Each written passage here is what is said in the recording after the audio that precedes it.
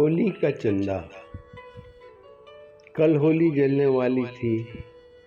मैं लेटा सा अपनी किताब पढ़ रहा था कि अचानक घंटी बजी। मेरी पत्नी दरवाजे पर गई। पूछा क्या है। देखा सोसाइटी का गार्ड खड़ा है, समिति का कागज लेकर। पत्नी ने पूछा क्या है। उसने बताया होली का चंदा। कागज आगे कर दिया। पत्नी ने पास के कमरे में जाकर बेटे से पूछा। बेटा ऑनलाइन अपनी नौकरी में लगा हुआ था। उसने कहा उनसे कह दो शाम को आ जाना। वैसा ही पत्नी ने उससे कह दिया। वह चला गया। पत्नी जब लौट के आई तब मैंने उससे यह सब पूछा और उसने मुझे यह सब बताया। मैंने उससे कहा तुम वहाँ क्यों थी, या तुम मुझको नहीं बुला सकती थी।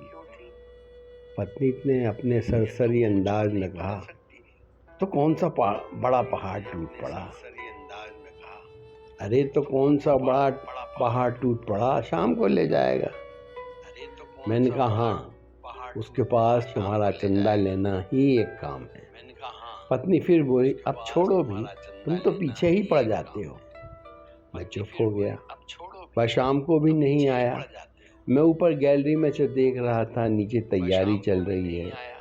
मैदान में पानी डल रहा है, मैदान लीपा जा रहा है गोबर से। चारों तरफ घेरा बन रहा है, चौक डल रहा है, लकड़ियां आ गई हैं। मूर्ति है, तैयारी कल की है इसलिए सजाई नहीं है। यह सब हो रहा है, सब अपने समय से हो रहा है, लेकिन मेरा दिमाग चल रहा है।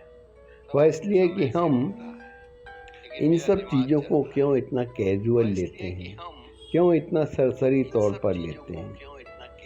क्योंकि अनुभव बताता है कि इस तरह के सार्वजनिक कार्य में गार्ड को एक चंदे के लिए बार बार भेजना या उसके लिए बार बार आना कितना मुश्किल होता है।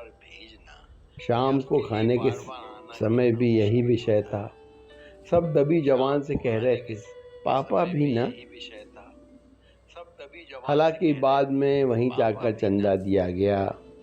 मेरा ये कहना कि ये भले ही छोटी लगती हो बात, हमारी ये सरसरी तौर पर लेना, ये उदासीनता उनका उन युवाओं का उत्साह नहीं बढ़ाती जो यह काम सेवा भाव से सोसाइटी में त्योहार के लिए कर रहे हैं।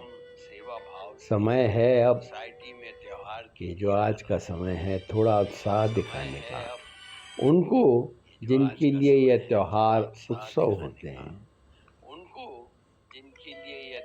जो हमारे समाज के लिए कुछ करने का प्रयास कर रहे हैं। जय सिया राम।